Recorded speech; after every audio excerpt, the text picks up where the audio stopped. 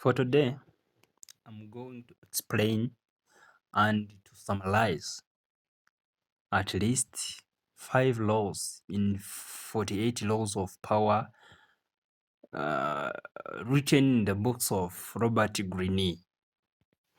These books was concerned to the ideas of Machiavelli to Sun Tzu as applied in real life situation by powerful figures in history such as Queen Elizabeth I and Henry Kissinger. Observing and entertaining these books lends business people in wealth of ideas on the subtle arts of playing the power game. Exercising clever cunning and understanding human weakness, whether it is in the boardroom, at power lunch, or a cocktail party, these laws will make you a master of the game and give you the edge over your rivals. Okay? The first law: never outshine the master. Mm, the finance minister Fouquet unintentionally outshone his master, King Louis XIV, making the king feel insecure by throwing a lavish party that would show off Fouquet's connection, cultivated manners, charm. Thinking this move would make him an indispensable asset to the king, Fouquet had actually offended his master, who did not like the fact people were more charmed by his finance minister than by him. The king found a convenient excuse to get rid of Fouquet. Uh, According to that, Galileo was clever on the observing this law by giving good to his patron. In order to solve his perennial problems funding, he dedicated his discovery of the moon of Jupiter to the Medicis. Since the royal symbols of the Medicis family was the planet Jupiter, he then commissioned an emblem for them, with each moon representing one of the sons who revolved around the patriarch. The Medici family became his major patron, appointing him their official court mathematician and philosopher, thereby giving him a more comfortable life and a steady salary. This is the observance of the law. The wisdom is a nutshell. Present your idea in such a manner that they may be ascribed to your master, or could be viewed as an echo to your master's thoughts. If you are more intelligent than your master, act as if you are not. Never take your position for granted. Never let favor you receive to your head. Discreet flattery is much more powerful. Make it seem like you want to seek his expertise and advice. The second law was concerned about to never put too much trust in friend. Learn how to use enemy. The transgression of the law, Mikhail III of the Byzantine Empire in the mid-9th century after Jesus Christ placed too much trust in his friend, Basilius. This was a young man who had once saved his life and in the return was given all the privileges of the emperor could bestow on a friend. Mikhail turned to the peasant Basilius into sophisticated and educated culture.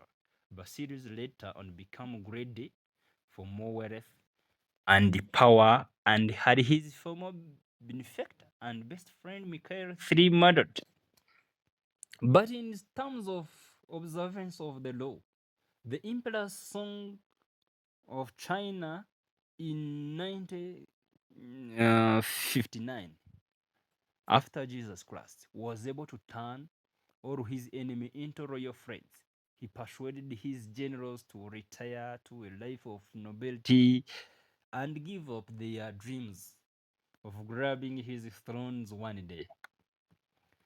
He spared those who conspired against him and was able to win over enemy with his generosity. The wisdom, in a nutshell, do not reply threats. They will never be totally honest with you. They will not open disagree with you in order to avoid argument. Enemy expect nothing, so they will be surprised when you are generous. An enemy spare and Gorotin will be more grateful to you than a friend. When you decide to hire a friend, you will discover qualities she has kept hidden or he. Skills and competence are more important than friendly feelings. Hiring friends will limit your power. All working situations require kind of distance between people. You destroy an enemy when you make a friend of him. An enemy at your heels keeps you sharp, alert, and focused. That is. The third law concerned to conceal your attention. In terms of to conceal the attention, Otto von Bismarck was a deputy in the Prussian parliament at the time when many fellow deputies thought it was possible to go at war against Austria and defeat it. Bismarck knew the Prussian army was not prepared, so they devised a clever way to keep the war at bay. He publicly stated his praises for the Austrian and talked about the madness of the war. Many deputies changed their votes. Had Bismarck announced his real intention and arguing it is better to wait now and fight later, he would not have won. Most Prussians wanted to go to war at the moment and mistakenly believed their army to be superior to the Austrian. He had gone to the king, his sincerity would have been doubted. By giving misleading statement about wanting peace and concealing his true purpose, Bismarck's speech catapulted him to the position of prime minister. He later led the country to war against the Austrian at the right time, when he felt the Prussian army was more capable. The wisdom. The third law. Use a decoyed object of desire and red herrings they throw people off sense. Use smoke screens to disguise your actions. False sincerity is one powerful tool that will send you rivals on a wild goose chase. Publicly declare your false intention to give misleading signals. A noble gesture can be a smoke screen to hide your true intention. Blend in and people will be less suspicious. The fourth law concerned about they always say less than necessary. Those ones who are say less will keep you from saying something foolish and even dangerous. Once the word are out, you cannot not take them back. Keep silent, making people reveal more about themselves. This is information you may be able to use against them later on. The fifth law concerned to 1448 Laws of Power by Robert Greene. Is so much depends on reputation. Guard it with your life.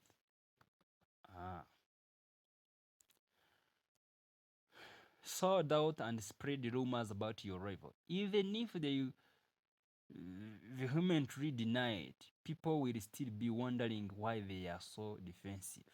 But for your executive and director, don't do like that. It is my intention to explain like that. Don't do this in terms of elimination and terms of your security in your job, you and be able to minimize. Use humor and gentle mockery at your rival expenses. A solid reputation increase your presence and exaggerate your strength without you having to spend much energy. Neither appear desperate in your self-defense against the slander of others.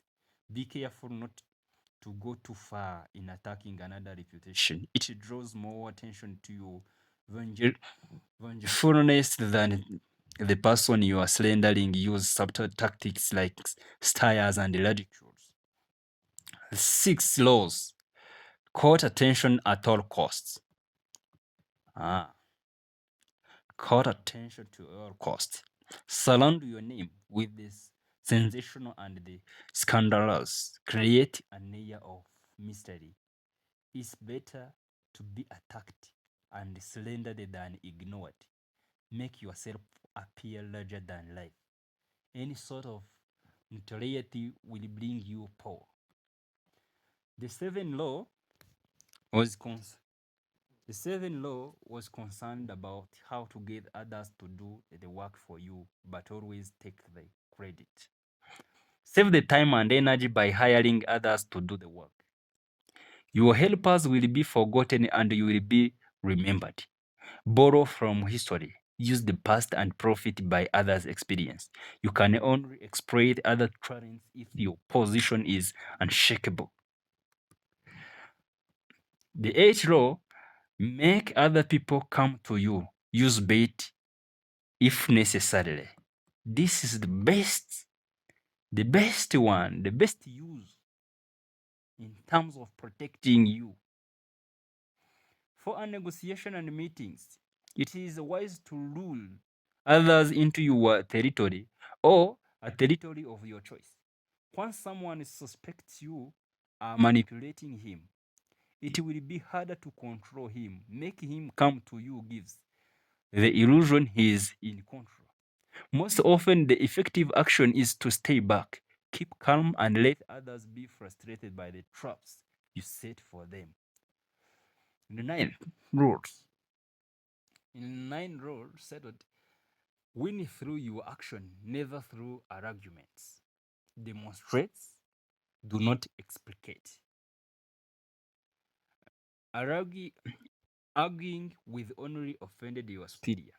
Learn to demonstrate the correctness of your ideas indirectly. Choose your battle carefully. Don't bother demonstrating if times or time and explains will eventually teach the other person what you are trying to say. Save your energy and walk away. No one can argue with demonstrated proof. The 10th law. Avoid the unhappy and unlucky.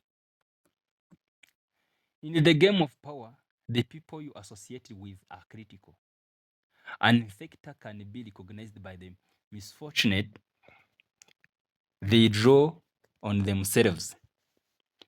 Their turbulent past, a long line of broken relationships, unstable careers, the very intensity of their emotion and the force of their character gravitate towards prosperous, cheerful, and gregarious people. Never associate with those who share your defects. 11. Learn to keep people depending on you. Be the only ones who can do what you do. Make the fate of those who hire you. So, entwined with yours, they cannot possibly get rid on you. Get rid of you. If you are ambitious, it is wiser to seek out weak masters with whom you can create a relationship of dependency. Possess a talent and create skills that set you apart from the crowd. By knowing others people's secret and holding information they would want to make public, you seal your fate with theirs. In 12 rules, Use the selective honesty and generosity to disarm your victim. The essence of deception of distraction. An act of kindness, generosity, and honesty will distract and disarm people and turn them into gullible children. Give before you take. Nothing in the realm of power is set in stone. Of that, deceptiveness may sometimes cover your track. If you have a history of deceit behind you, then play the role. Be constant, and this will be interpreted as you simply being yourself. Your dishonesty becomes an act of honesty. But what I wanted to conclude that give them all they want, but before you take one, this is the best solution and the best law you should consider. It should be considered. The 13th law talked about when the time asking for help appeal to the people's self-interest, never to their mercy or gratitude. In terms of that, understanding the other person's motivation, see things their way and offer suggestions that will advance their cause. For others who want to feel superior and do not want to appear selfish, appear to their need and display their charity in the public eye. The 14, pose as if a friend, work as a spy. This is the best. Gather information at social event when people guards are down. Use other people to give you the information you need. Mislead others by giving out false information. Watch them react and base your next action on what you discover. The best for those ones who are director, for those ones who is a supervisor, is the best rule or law to be used. 15. Crush your enemy totally. This is not good to be used. For example, don't show no mercy at your enemy. Crush your rivals, or else you will give them time to regroup and plot their revenge. Banish enemies or plot the best time to render them harmless. Leave your enemies no option. Sometimes enemies will destroy themselves. Thought and reconciliation will open you up to attack. 16th law. Use absence to increase respect and honor. With this, create a value through scarcity. Make yourself less accessible, otherwise, the euro you have created around yourself will wear away. 17. Law. Keep others in suspended terrors. Cultivate an air of unpredictable or unpredictability. A person of power instills fear by deliberately unsettling those around him. Keep the initiative on his side. Only the terminally subordinate act in predictable manner. 18 laws. Do not build fortresses to protect yourself. Isolation is dangerous. Why? The fortress may be impregnable, but everyone knows you are there and it may easily turn into a prison. Power depends on social interaction and circulation. Isolation is deadly for the creative arts. Shakespeare was always producing plays for the masses. He was in constant touch with the reality and what people wanted. Mobility and social contact protect you from predators. The 19th laws: know who you are dealing with. Do not offend the wrong person. Measure up your opponent, but never rely on instinct. Do something research on concrete facts about that person's characters and history. Never trust appearance. The 10th laws of power by Robert Greene. Do not commit to anyone. Listen, do not commit to anyone. For example, the Queen Elizabeth once managed to avoid the traps of marriage and war by dangling the possibility of marriage to all who courted her. She forged alliances with the countries those suitors came from, or the benefits of England by keeping their independence above all. Elizabeth protected her power and made herself an object of worship. By refusing to commit but allowing yourself to be courted, you become powerful because you are ungraspable. As your reputation for independence grows, more people will desire you and want to conquer you. Politely decline. You cannot allow yourself to feel obliged to anyone. Seek promises from both sides. So, no matter what the outcomes of an election or battle, your position is secure. Observe quarreling parties and stay neutral but supportive to both sides. Gain power as a mediator. You may commit to one to prove you are capable of attachment, but be emotionally uninvolved. Preserve the unspoken option of being able to live in time and reclaim your freedom. The friends you made while being courted will help you to jump ship. Thank you very much.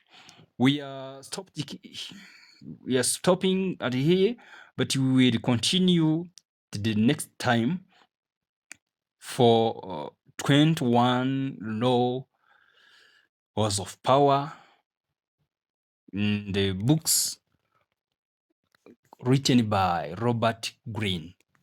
Thank you very much. Make subscribe, share, and comment, and make likes in terms of spreading more information. And those ones who didn't know what's going on, we will be in touch. Thank you.